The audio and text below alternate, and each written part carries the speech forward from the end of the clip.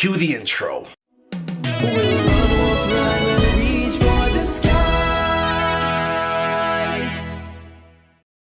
The Kingdom Hearts Cloud ports are scheduled to release on February 10th, a few days before this video is scheduled to be released. And they released 3 different demos for 1.5 and 2.5, 2.8, and Kingdom Hearts 3 Remind. Overall, I'm not here to continue the conversation about talking about how bad these ports are, because they are pretty bad. Although they work exactly how I anticipated them to. Like, I went into this knowing exactly what I was gonna get, and that's exactly what I got. So, am I really upset about that?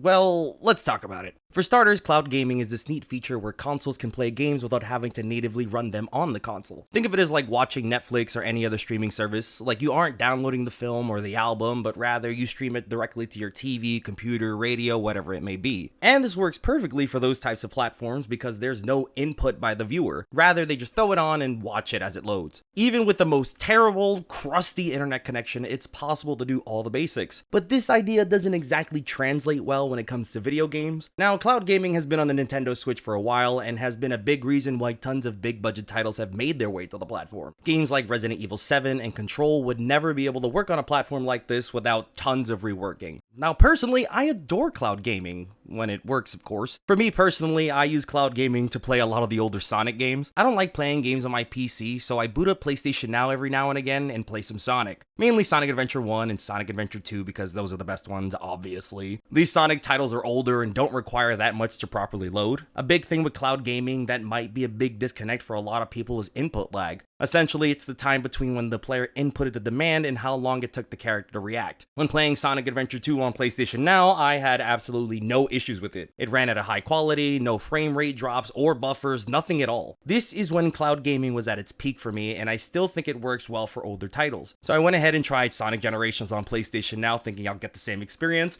and oh my goodness no. You ever tried to play a 1040p YouTube video? This is what it was like. The input also had a slight lag, which made it difficult to land those tougher jumps. From my experience, cloud gaming works for titles that came out before the PlayStation 3 and Xbox 360 era. These are much smaller titles that don't require much to properly run. When I heard the Kingdom Hearts series was making its way to the Nintendo Switch through the cloud versions, I was pretty bummed about it. But I thought I would wait and give it a shot when it was released. Now, mind you, I tried out every demo as many times as I possibly could. Each demo had a timer that would last about 10 minutes that would kick you out once it ended. Personally, this does not give you enough time to experience what the game is like. Players will spend most of this demo skipping through the cutscenes anyway. From my own experience, I was able to play through the Kingdom Hearts ports with minimal issues. I played each game in the collection on my day one Nintendo Switch both on wireless connection and while I was streaming. And mind you, while I was streaming, it did have its issues, but while I was experiencing it alone in my own home, it ran like a dream. Now, this is where things get a little complicated, and while I can acknowledge that I had minimal issues while playing the game, I know for a fact that others will experience something different. The biggest issue that I had across the board with each game is that whenever I would skip a cutscene, the audio would become disconnected. It's as if the audio was still left behind from before I skipped the cutscene. It's overall not the most polished way to experience the Kingdom Hearts series, but is what I fully expected for a cloud port. Not only that, but the cloud ports have sound settings, and do you know how much of a big deal that is to me? Only the PC ports of the games have sound settings, and it makes replaying the game so much more fun for me. I did have a good time with the Kingdom Hearts cloud ports with this feature. Although, and I think this is a big although, this should not be the way people are experiencing Kingdom Hearts for the first time. Since this is the first time the entire series has made its way to the platform, it's likely the way a lot of people are going to experience it for the first time. It's great to have all the games in a single location, making it easier than ever to understand the story, but the cloud version is easily the worst way to experience the series. Kingdom Hearts is a series where every input can mean life or death. It's not a turn-based RPG where things can take time and players can think about their moments. Kingdom Hearts is all about the action from start to finish. And it's a fairly challenging series, especially for some of the earlier titles. And it would be truly heartbreaking for a new player to get fed up with the game because of technical issues. It would be awful for someone experiencing the games for the first time to get annoyed by audio desyncs or inconsistent video quality. This should not be the way players experience the series for the first time. It's available on PlayStation, Xbox, and PC, all in physical and downloadable copies. Finding the entire Kingdom Hearts collection online for other platforms is also insanely cheap. Not only that, but the PC ports also allow players to install mods. Nominee! It works! This is uncanny, bro. Where are you? Where are you? Where are you? Where are you? Where are you? Come on, come on, come on, come on, come on, come on. Show me. Watch over the king. I've got this. Yo, I need this game. I need this game, bro.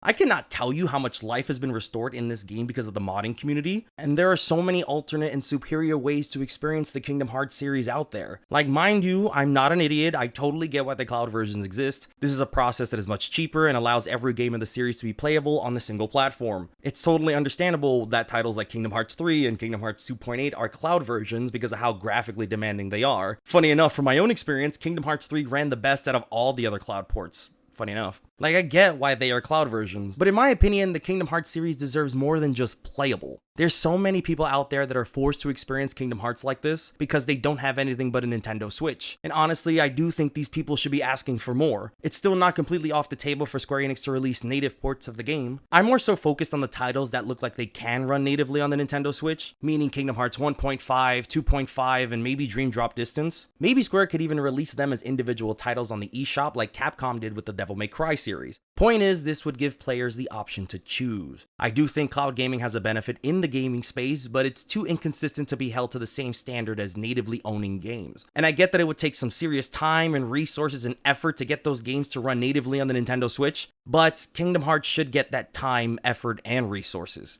But honestly, if the PlayStation 2 can handle them, I don't see why the Switch can't do it either. The Kingdom Hearts series coming to the Nintendo Switch has been one of the biggest requested ports out there. Most third-party games on the Nintendo Switch have file downloads that eat up SD card spaces, which is why I don't understand why it's a big deal if they released it with an additional download. Most Nintendo Switch users who play third-party games on their platform know the struggle, but it's been like this for years. The fact that games like Doom and Skyrim and The Witcher, all titles that are more graphically demanding than the Kingdom Hearts series, all have native ports and make me want them even more. The Kingdom Hearts ports on Switch should get way more love from Square Enix. Outside of being incredibly in demand from fans, Sora was the most requested fighter in Smash. His inclusion made my soul leave my body and do 5 somersaults before it landed.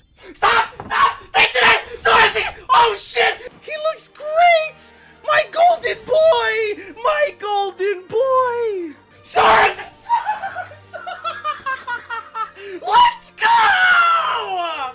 And Sora has been on Nintendo platforms ever since the Game Boy. He's appeared there, and on the DS, the Nintendo 3DS, and now on the Nintendo Switch. Point is, Sora's identity is tied to Nintendo just as much as it is to PlayStation. At least release native ports of 1.5 and 2.5. And now this is not just because I want to play Kingdom Hearts 2 on the subway, because obviously everyone wants to play Kingdom Hearts 2 on the subway, and I can't play Kingdom Hearts 2 on the subway because the cloud versions don't work while on the move, so what's even the point of releasing it on Switch if you can't use the Switch's biggest feature? Overall, my issue isn't with how the cloud games perform, but like I said, they perform exactly how I imagine them to. But if I wanted to, I could experience the entire series just fine on cloud version, but it would be slow, condensed, and a laggy experience that would make me want to jump back into the PC ports. Maybe we could make like a hashtag or something, but truthfully, honestly, I have no more social media beef in my soul, so I'm gonna just keep it simple. If you want Kingdom Hearts native ports, meaning the games are available through physical or digital download on the Nintendo Switch, use hashtag native KH Switch ports. It's hella basic, but it gets the job done. Don't bother nobody though. I refuse to be that person. This is just for us. Who knows, maybe somebody will catch wind of it and, you know, they can have all the credit. I really just want the games. It's funny because I know someone at Square Enix has watched my stuff before, and who knows, maybe they're watching this exact video as we speak. Trade out Aerith for Tifa in Final Fantasy VII Remake. You know that part that's coming. Anyway, right now I've been playing Pokemon Legends Arceus, so let me tell you that game is magical. If only the Kingdom Hearts cloud ports could make me feel the same way. Alas, it is what it is. Let me know what you think about the ports. Have you played them? Do you plan on buying them? Is this your first time experiencing the series? Please God, I hope not. Thank you all so much for watching. Please be sure to comment, like, subscribe, and stay awesome.